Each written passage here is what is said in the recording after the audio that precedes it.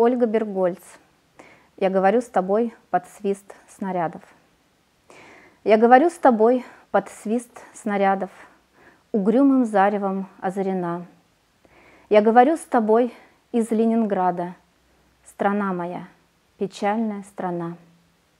Кронштадтский злой, неукротимый ветер в мое лицо закинутое бьет. В бомбоубежищах уснули дети, ночная стража встала у ворот. Над Ленинградом смертная угроза, бессонной ночи, тяжек день любой. Но мы забыли, что такое слезы, что называлось страхом и мольбой.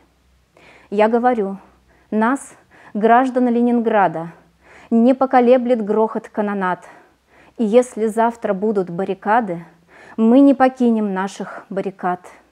И женщины с бойцами встанут рядом, и дети нам патроны поднесут, и надо всеми нами зацветут старинные знамена Петрограда.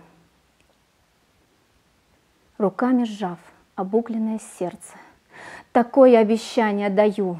Я, горожанка, мать красноармейца, погибшего подстрельную в бою.